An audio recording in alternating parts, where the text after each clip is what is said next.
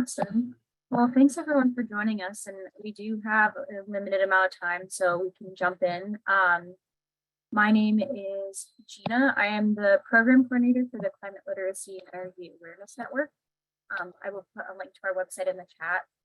We are a program that has a clean collection of resources for classroom teachers, as over 800 peer-reviewed educational resources. In addition to that, we host a variety of other PD opportunities for teachers and a professional learning network for climate education professionals. Thanks everyone for putting where you're from in the chat. I'm going to hand it over to Alicia, who has worked really hard on organizing this webinar and who has worked really hard on this topic in general, and we'll then pass it on to our other presenters today. Okay, great. Well, thank you very much. My name is Alicia Christensen, and I support the CLEAN Network and work as an Education Outreach Associate for the Cooperative Institute for Research in Environmental Sciences at CU Boulder. And today we are joined by a panel of youth who are we're gonna spend the first half of the webinar today actually hearing from them about what kind of how they feel about climate change, and also how what kind of strategies they use to help address some of the emotions associated with climate change. And then we'll be using the second part. We're going to do a couple of quick activities to help kind of support your own mental health around climate change. And these are activities that you can use with students. And then talking about some new web pages that have just recently been published through CLEAN, with a bunch of strategies and resources to help support youth as they grapple with climate change. One thing I would like to just share real quick here. See if I can get all my sharing screen stuff aboard here. So for our guest panelists today, we have Georgia Welford Chewett, Aisha Nayeta Brown, McKenna Dunbar, and Vanessa Villanueva. Apologies if I did not pronounce your name quite right. So when you guys introduce yourself on the panelists, the panel, make sure to introduce your actual names. And I would just like to show, as soon as I find the right page here, where are they? Oh my goodness. Here it is, all the way over here. Okay. One of the reasons why we're having this webinar today is because emotions related to climate change are impacting us all, but they're especially impacting youth. And a recent survey came out at the end of 2021 that surveyed 10,000 youth across the world. And this is kind of what it found, is that 67% of youth feel sad, 67% feel fear, 57% anger, 56% powerlessness, and goes on and on. You can read that. One of the things that really shocks me is that 4 out of 10 are hesitant to have children because of climate change. And you know that this is a pretty impactful, I think, thing on our youth today, and something that we need to be aware of and learn how to address. So that's why I've invited some youth here who are all advisors on the Climate Health Network. And they are going to talk to you personally just about how climate change affects them, and strategies that they use to deal with kind of climate change. So first, I think we're going to play a quick video, right? Actually, sorry. First, I wanted to do a quick activity with everyone on here. So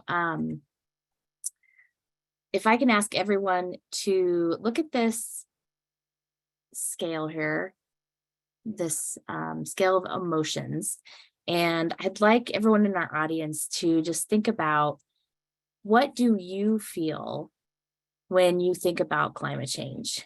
And if you feel comfortable, share it in the chat.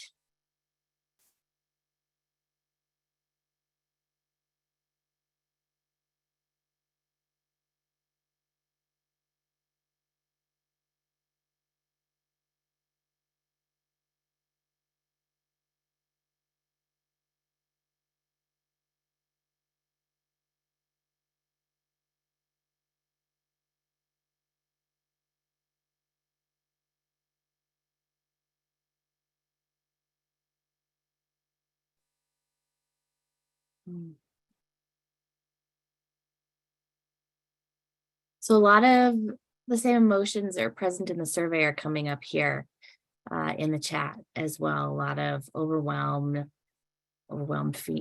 feelings, anxiety, fear, anger, a lot of anger in there too. Some positive emotions, proud, interested. Hope, I think, was in there too, which is great to hear that there are some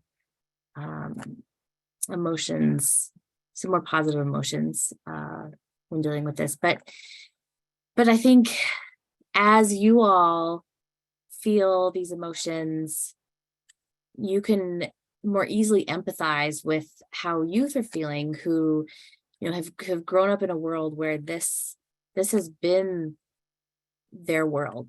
All the messaging that they have received in their life is, you know, climate change is happening and it's gonna really change things.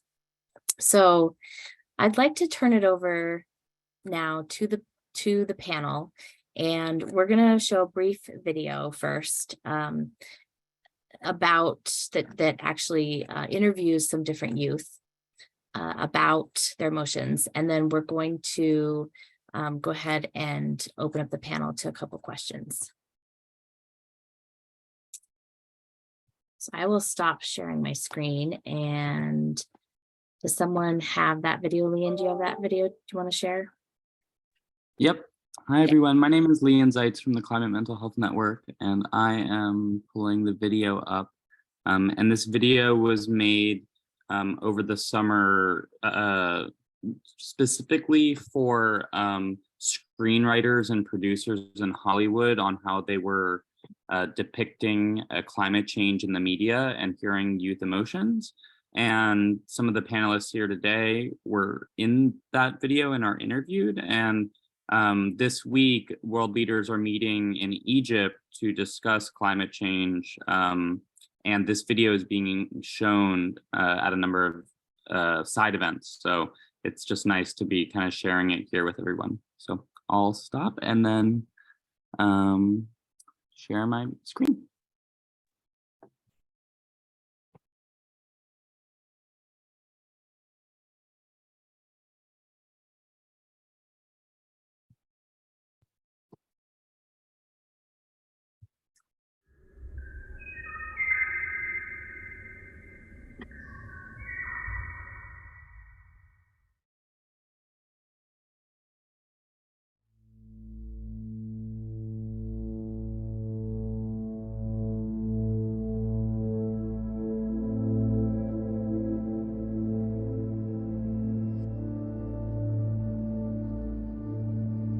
So last year, the UN described the current climate crisis as a code red for humanity. I'm really concerned about the future of the children being born today, essentially. And on a selfish level, I would like to have children, but with what I see at the moment, I'm not super sure it's a great idea. I've always wanted to be a mom, and I feel like my desire or want to be a mother is being slowly ripped away from me the older I get. So that's really upsetting. I can't morally justify raising a child in a planet that's literally on fire. My generation will not get to grow old or enjoy the different stages and experiences that life has to offer. Things that are predictable and have been predictable for a very long time are being ignored. So just not having a future in general is a pretty scary idea to grasp at 17. Is there going to be a natural disaster that devastates my home? Are we going to have food shortages? Will I get left behind? Will my family get left behind? My biggest fear related to climate change is that we are actually on track to lose it all. I feel like I constantly see on the news about unprecedented fires and floods and hurricanes, and I think about how people aren't going to be affected by these things equally. I live in Austin, Texas, so right now we're seeing triple digits, and it keeps getting hotter in Texas from the last 2 years I've lived here. It's becoming more unbearable for folks to be living in this part of the region and seeing how that's going to affect us in the future and what we can do now to stop that. Some people think of Iraq as just a desert, but it's much more than that. We have a beautiful nature and scenery distinctive to each region within the country. It would be devastating to see all that just get ruined with climate change. Some of these experiences seem like they are far from us, but seeing people struggling to get water, as a person who has lived with water scarcity or water shortages for quite a long time, it's frustrating. In BC, we have seen the impacts of climate change firsthand, from forest fires and wildfire smoke everywhere, to extreme cold and extreme heat that is so uncharacteristic. So we need to be sure that when we're talking about climate change, we're not talking about concerns for the future and solely anxieties for the future.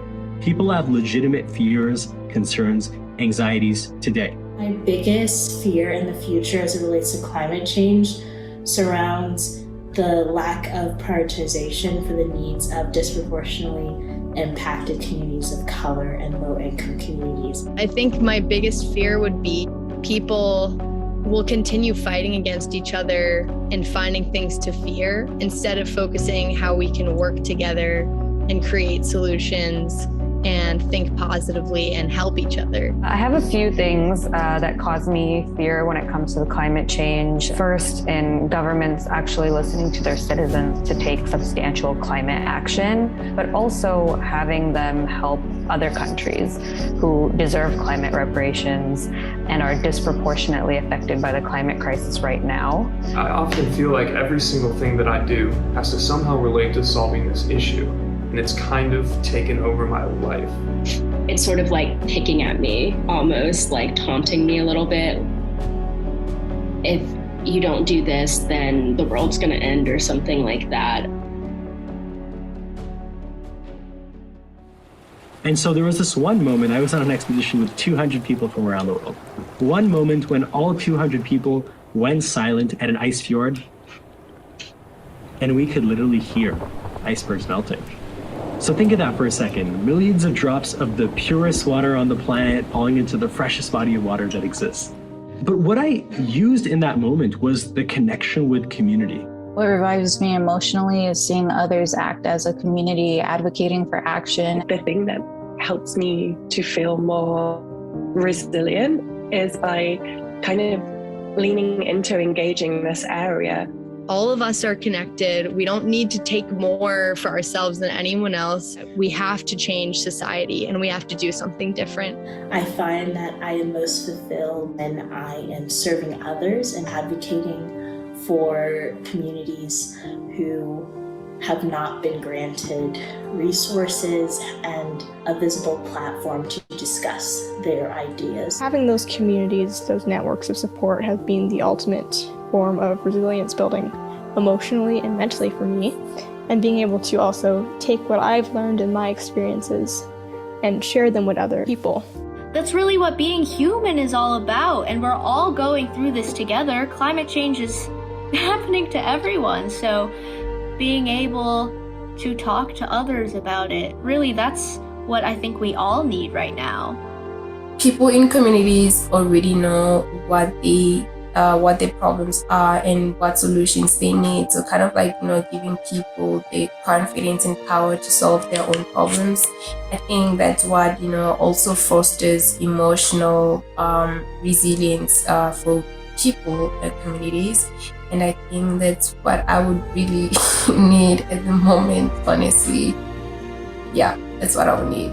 Creating hope for myself and really involving myself in the climate movement in a way that's celebrating my heritage and the plethora of sustainability practices that are in a lot of our ancestral knowledge. I think that's something that I kind of took in terms of the way I wanted to affect the sustainability space. And this really gave me a sense of belonging and a sense of purpose when it came to the climate movement. Taking action is our only option that we have to save this planet. And I think that the younger generation, including myself, can take the lead on this relevant initiative. We can speak up and we can contribute much more than we can imagine. Really, what I need now is not a quick fix. I need my government to recognize my rights, and I need my government to recognize the rights of the people I love and the people I've never met. Seeing how we can come together to provide a better future for one another through that community, through that, groups and events that we can do to bring action in not just a local level here in Austin, but on a more global scale as well. We need to be able to imagine new futures. We need to be able to imagine futures and reimagine ways that we can exist and be in this world beyond the American dream, beyond the confines that already exist. It actually feels like I am being a part of saving the planet, and that really makes a person happy, and that's what makes me happy.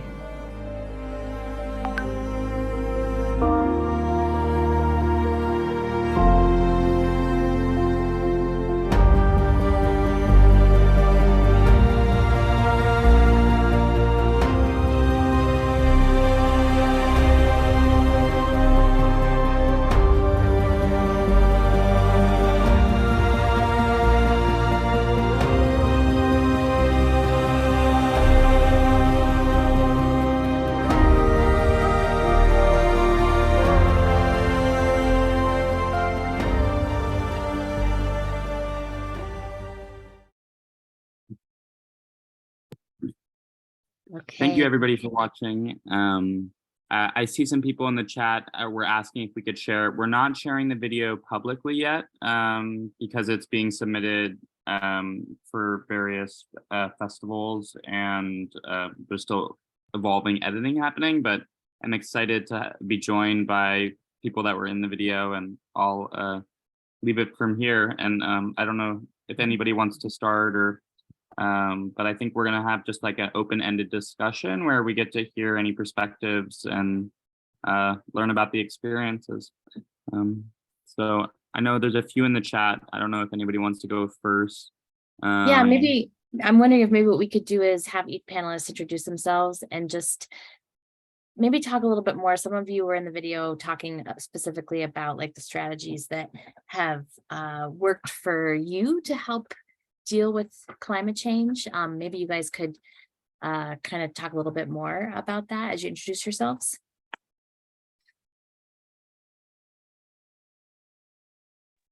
Georgia, oh, Vanessa? Okay, go ahead. No, Georgia can go if she wants to. Go ahead, Vanessa. I can wait.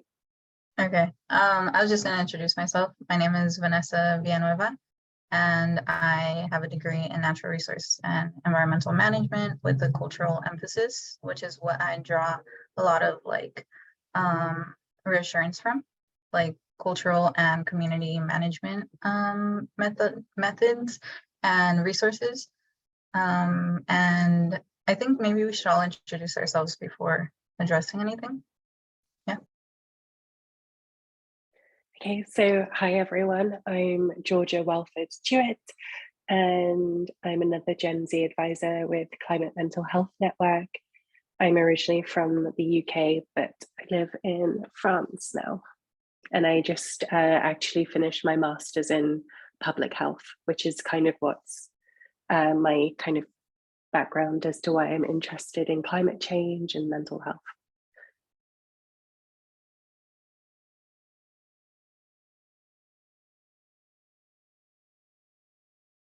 I'll go ahead. My name is McKenna Dunbar. I go by she, they pronouns. I'm based in Richmond, Virginia, on the land of the Powhatan people, and I am a Gen Z advisor at Climate Mental Health Network. I go to school full-time studying business administration and environmental studies, and I also work full-time at Sierra Club in clean energy and electrification.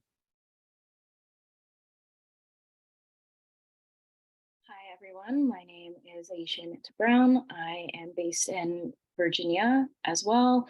And I go with she, her pronouns. And I have a degree in fine arts and a degree in climate change and society. And I am also a Gen Z climate advisor with the Climate Mental Health Network.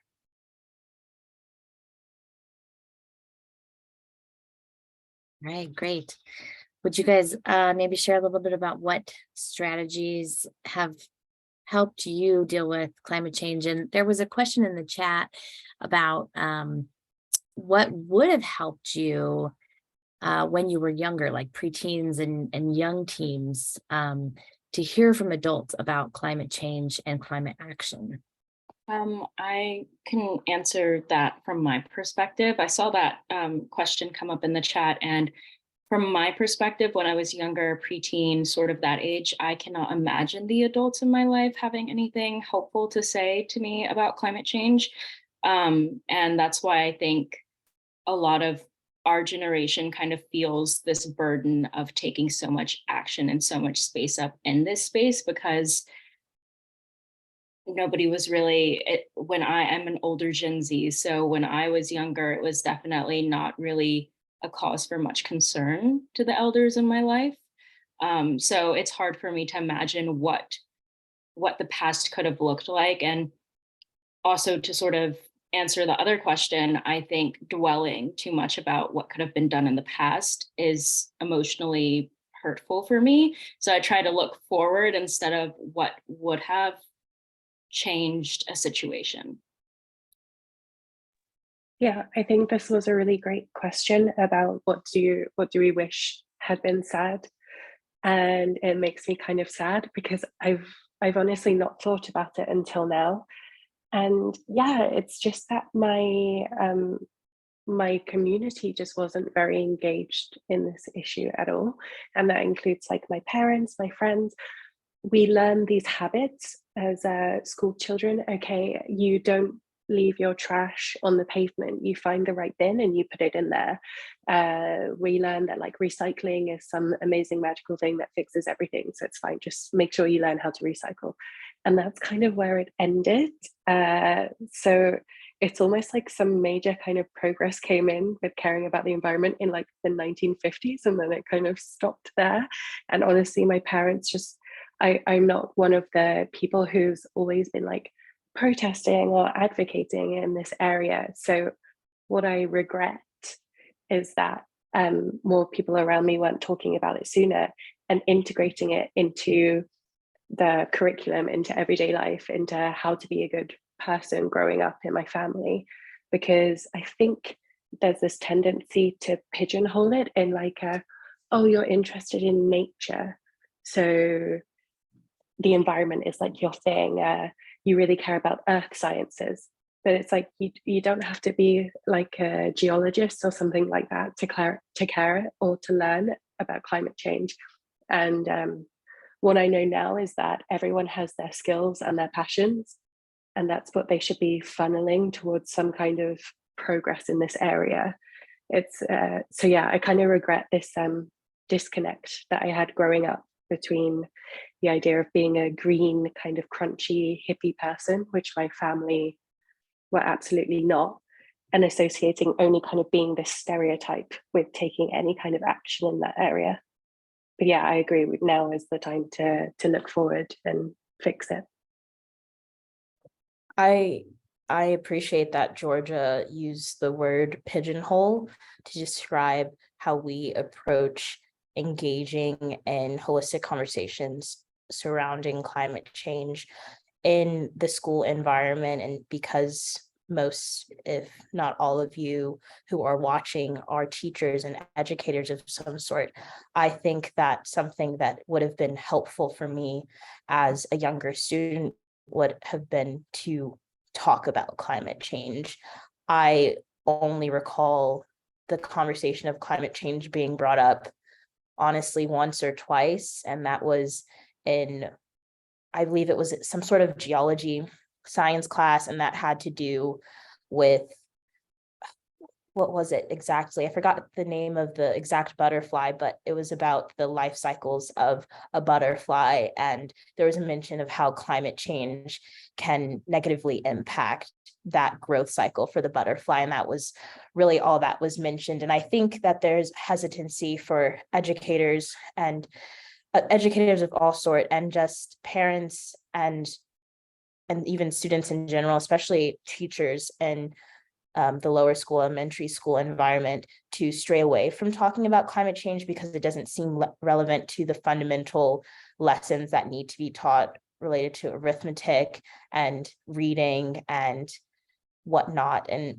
I know that climate change is all encompassing, and because it's all encompassing, it can be brought into lesson plans in a way that ties directly into the methods that you want to pass on to the students, and to the types of stories that you share, and the types of conversations that you ask your students to engage in. And this doesn't have to be very complicated. It can just be asking students how they're feeling about the many media messages and news that we see in the world. It can be talking about what are the strains of leadership that are a part of the climate change conversation, how we can personally, as students, be involved in climate action as a whole, not just, as Georgia mentioned, not just direct action as in protesting and engaging in civic institutions and of things of that nature, but also how we can decolonize our mindset and veer away from more traditional approaches of education that doesn't involve climate change. I think we need to really hone into why we don't talk about climate change, because climate change is all around us. It's our weather, it's our mental health, it's as simple as the built environment, how the interactions of our energy systems, of nature, of simple things that are not just about the environment, but are about institutions in of itself. Why does American society specifically only speak about certain topics and not others? It's really all encompassing. And I want to say that I did have the privilege to engage in climate conversations at a very young age, but that wasn't in a school environment. That was with an extracurricular program I was a part of, where I was learning about the nexus of social justice and climate at the same time. And that was through learning about the negative ramifications that Hurricane Katrina had on low-income Black populations in particular, and simple things like sharing stories about seemingly unrelated, catastrophic, it doesn't have to be catastrophic, but unrelated events that happen in the news or that have happened previously in history can really be the root of further engagement for students in the future. And I know that was personally true for me, because I learned at age 11 or 12 how Hurricane Katrina impacted people who looked like me.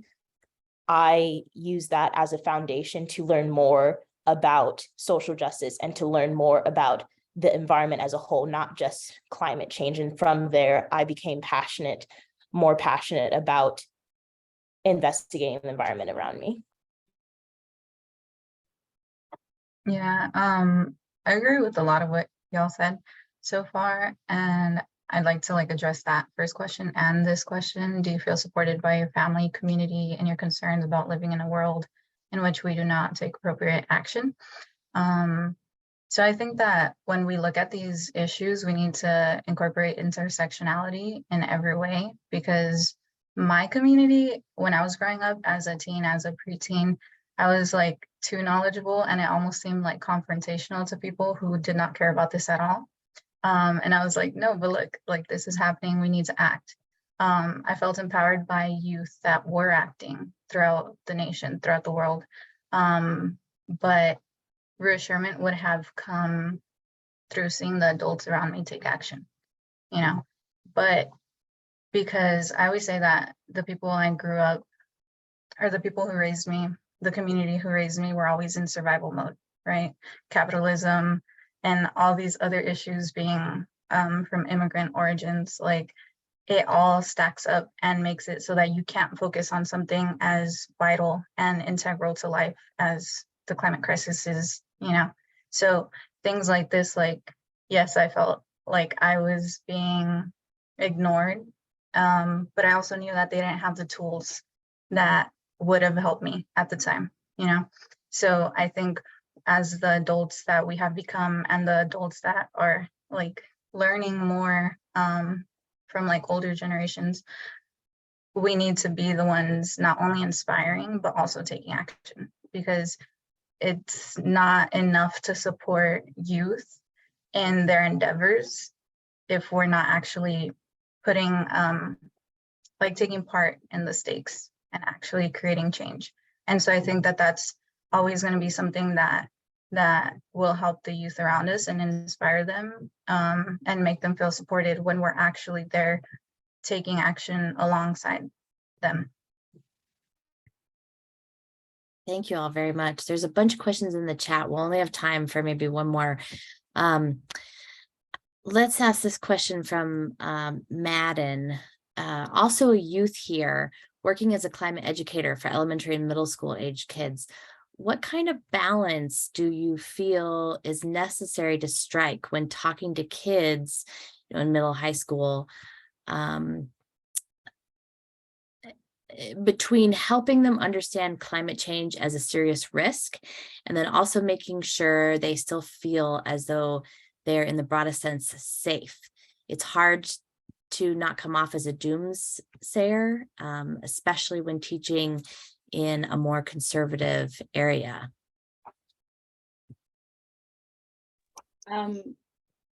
Yeah, so I can start. I'll try to make it brief so everybody has a chance. But I think when talking to sort of that age of that you're describing, probably late elementary, early middle school age kids, is to be honest. You know, I mean, even though you may feel like I'm being too negative or speaking like this doomsday sort of vibe, as long as you're honest with young people, they can handle it, you know, not sugarcoating it and not feeling. Kids can also really pick up on fear or hesitation really well. They're learning, so honesty is really, really important. And not being toxically positive, because they can feel that too. Another thing with young people, like kids, I would say is to tell them that they are just as powerful as they believe they are. And that, you know, just because the world is the way that it is and you've come into the world the way that it is, doesn't mean that it has to remain that way. If you want change, you can help change it, not by yourself, but with community, of course. And so I think that balance of empowered, you are as powerful as you believe you are, and just sort of being honest with them is really important. And then also being in a more conservative area, which I have grown up and live in currently, is to incorporate things that talk about, I don't know what area you're from, Madden, but farming is something that I bring up a lot, agriculture, sort of bringing it round back, you know, and sort of that area that comes to climate literacy. What do you think their parents are talking about when it comes to climate, even though they don't know they're talking about it, and sort of pitch that in that way? Because as much as we want to say that climate is not political, for a lot of people it is. So that's all I wanted to say. I think to add to what you were just saying, I really appreciated when you said, you spoke about empowered youth, and I do believe that empowered youth are the future, just as the title of this webinar states about empowerment. And I think one of my favorite songs by David Bowie, Changes, some of the lyrics really encompass that in terms of, so the days still float through my eyes, but the days still seem the same. And the children that you spit on as they try to change their worlds, they're immune to your consultations. They're quite aware of what they're going through. The last part in particular, they're immune to your consultations. They're quite aware of what they're going through. Just like we were speaking about earlier, children, students, young students in particular, are quite aware of the changing environment surrounding them. They might not have the language to voice these perspectives, but those emotions are still there. And that is why mental health and holistic approaches of addressing mental health as it relates to the changing climate and just supporting their efforts in communicating how they're feeling is very important, because those emotions will get bottled up in some sort of way. And you don't have to have the answers. None of us have the answers. If we had the answers, we would have mitigated climate change in a much more effective and efficient manner decades ago. But because we're in this position, we need to provide resources and direct support for our future leaders. And that really surrounds making sure, to the best of your abilities, that the children in your care are taken care of mentally. I would like to add something. So these topics are really heavy, whether you're 15 or 35, and it's really overwhelming and it's hard to know where to begin. And what's helped me is by kind of localizing everything and stopping the kind of existential dread. And I think here's a great opportunity for you as kind of leaders in the classroom is to make the issues more local, regional, things that they can actually see and more easily relate to. You know, if they didn't grow up in an environment with like big sheets of ice melting and polar bears kind of starving, it's really hard to actually feel anything other than depressed, but at the same time very remote from that situation. So my advice would be to connect these feelings to local issues and more kind of at the community level. And there you will actually find like a way to empower them, because you have a group of like 30 or 40 kids who can actually get together and organize some kind of small community action. If they're worried about pollution, that's a really easy thing to kind of act on at home, especially in such a large number. So yeah, I would say to educate yourself around the hyper-local issues around this and use this info to kind of motivate them to act locally and stop this kind of spiraling at the global level. Yeah, to go off of that, I definitely, as a preteen, thought that I was going to save the world, which is a lot to believe, that like no one else is doing anything. So you had to dedicate your whole life and every single action to bettering the world for everyone. And obviously I don't think that way anymore. It's about community resilience. And so that's where, like how Georgia said, you need to focus on the issues in your area, like what is within reach, right? So what, like going back to the agriculture part, a lot of the agriculture in the United States is very detrimental to the areas that we're in. We use a lot of amendments and such to change the soil and the landscapes around us, when in reality, we should be looking at what was originally there, right? So like plants are endemic or just native to the area. And we can find that knowledge in a lot of our elders that have lived here or like in your area for a long time, or have ancestry that's tied to the land. And in doing so, not only are you learning like valuable life skills, but you're also seeing the change as a kid like happen in front of you, right? So a lot of times we see a lot of like commercials for save the rainforest, and yeah, we need to save the rainforest, but at the same time, like if you invest your energy into something that's happening overseas, you're not going to feel as satisfied. And especially as kids, you don't understand the progress you're making unless you see it in front of you, right? So for kids, we need to focus on what seems more tangible for them, not come to them with like those bar graphs of carbon emissions, because that's just overwhelming. They can't grasp it. And so stuff like that, like just focusing on grounding yourself in your community, not just the people, but the land that you're on, is very rewarding, but also you're making progress that otherwise would not have occurred. So yeah.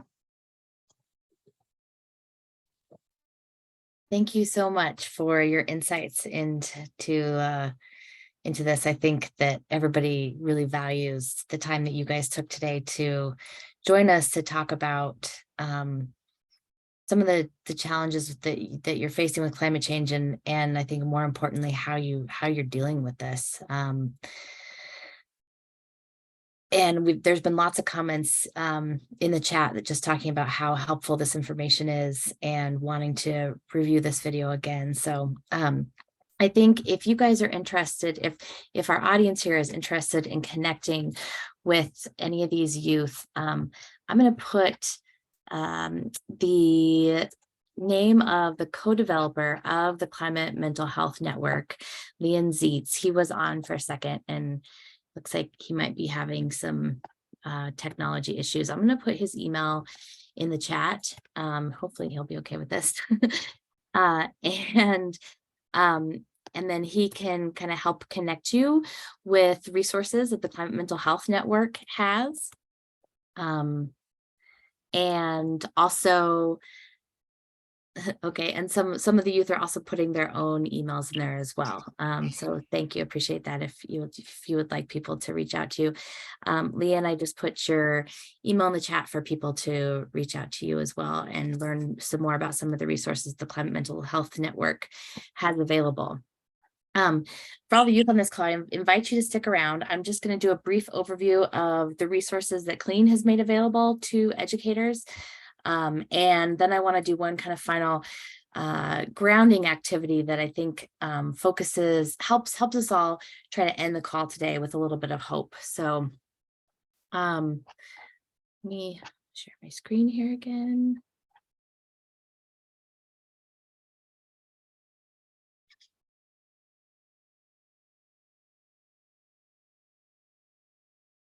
So if you go to the tools for educators on the CLEAN website, and Gina's also going to put this link into the chat, you'll come to a page that looks like this: Beyond Doom and Gloom, How to Teach Climate Change Towards Empowerment.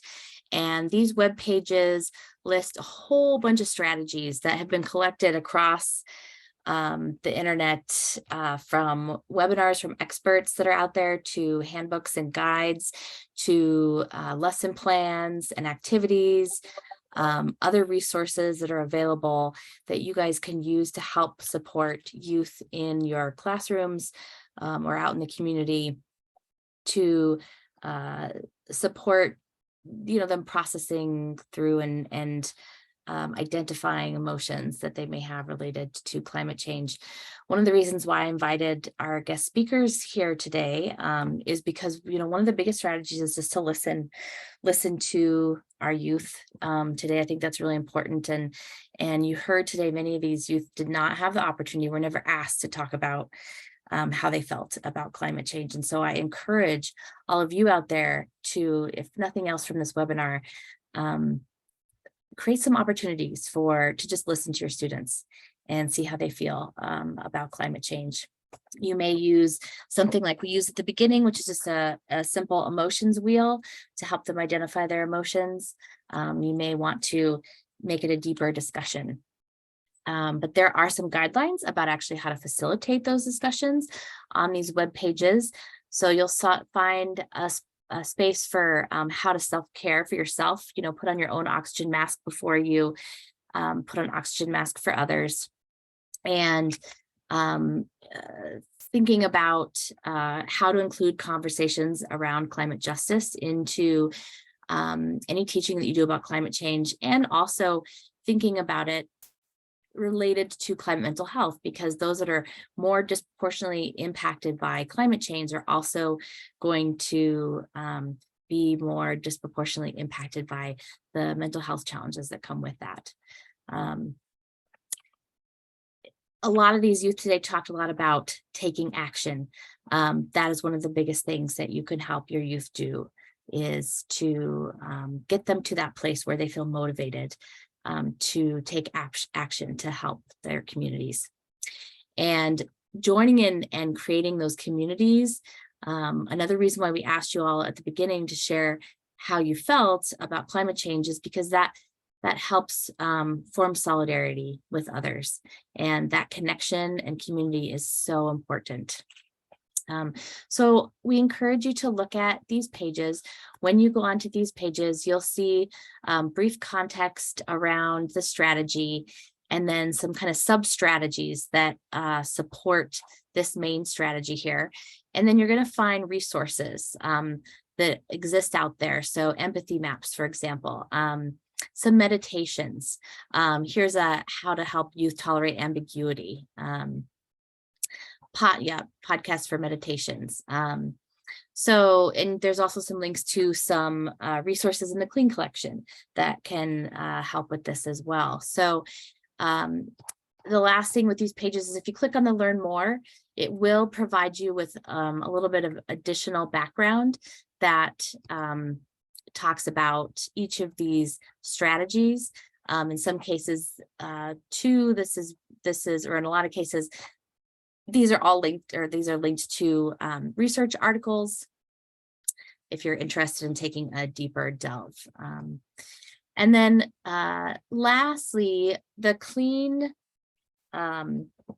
program and CIRES has been working on a group of lesson plans that could be utilized by teachers to help youth talk more about these emotions, and to help or support, or I should say, to support youth in finding ways to process their emotions related to climate change. If we would like to test some of these lesson plans out with teachers, so if you are interested, please email me. I'll put my email in the chat. Please email me with your interest in testing these activities out. We can pay a small stipend actually for helping to test these out and giving us feedback as well. So we would really appreciate that. And then lastly, just put my email in here real quick.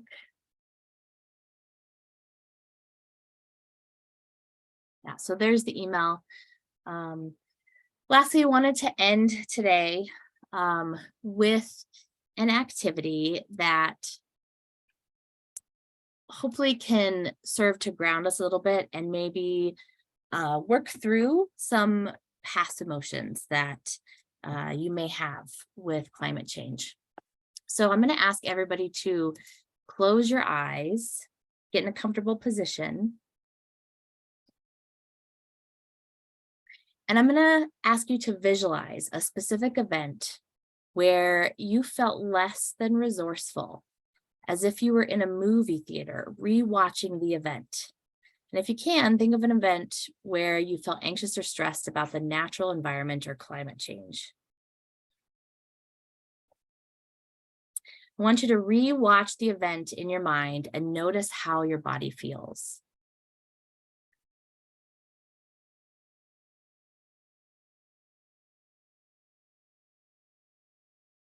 Is there any tension in your body? Does your stomach feel upset? Pay attention to those physical feelings. Now I'd like you to stop and imagine changing some of the submodalities of the video that we're going to rewatch one at a time. So first, what I'd like you to do is consider lighting or coloring this video in your mind. Make it dark or light. Change the colors to black and white, or blue, yellow, or red tones.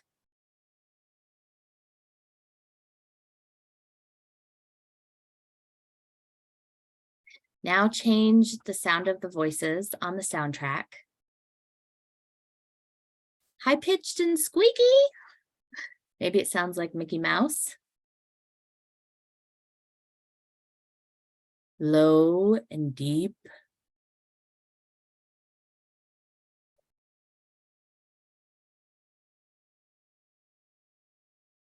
Zoom in.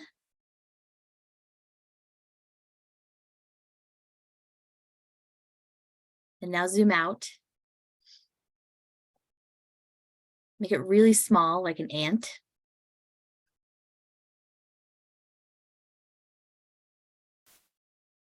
And now notice how your body feels different as you change the perspective and sound and tempo. As your bodies feel different, maybe you feel calmer, maybe you have more of a settled stomach. Imagine floating into the scene and being a part of the scene. Not just watching it, but doing and feeling it. Rewind it and play it again, feeling better. Letting your body remember what it's like to get through it and feel different.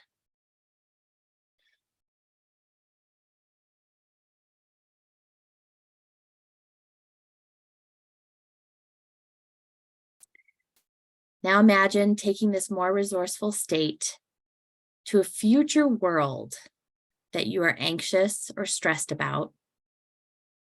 Imagine that future world, but feeling this more resourceful way.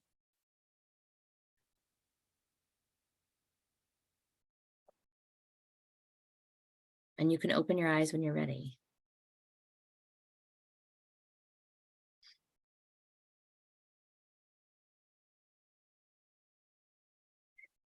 So hopefully this activity leaves you feeling with a little bit more resourceful. And I think that's one important thing to think about when we think about climate change is we're not trying to lead youth to thinking of a positive future because we want them to understand the reality. But we want them to start to imagine what a more resilient future looks like.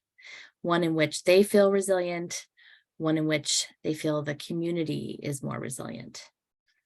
And that creates a realistic hope, a realistic positive hope. So thank you very much. Thank you all to the youth that joined our panel today. And we'll be around for a few questions if there are questions out there.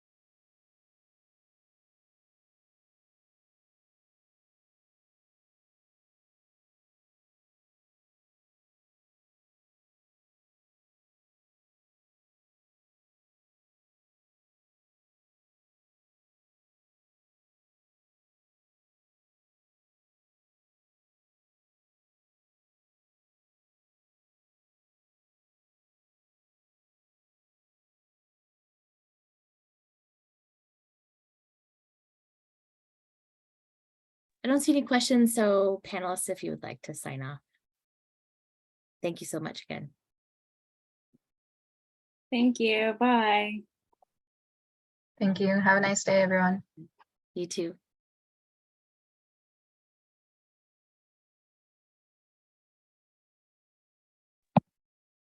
Hey, Alicia. Hey. So we have a question about when the video will be available. Oh, you just responded. Cool. Okay. Yep. Should be available within the next week. It usually takes about that long for us to process it.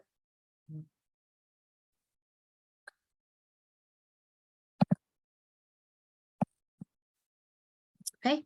I don't see any more comments coming in or questions, so I think we'll sign off. Thank you for those that are still on.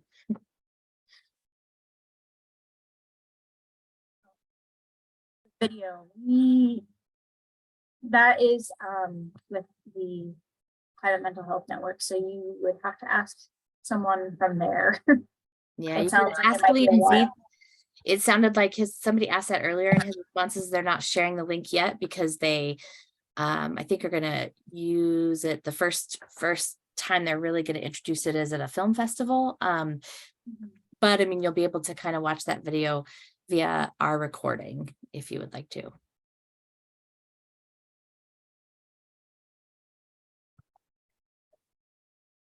Okay. Good night, Gina. Thank you.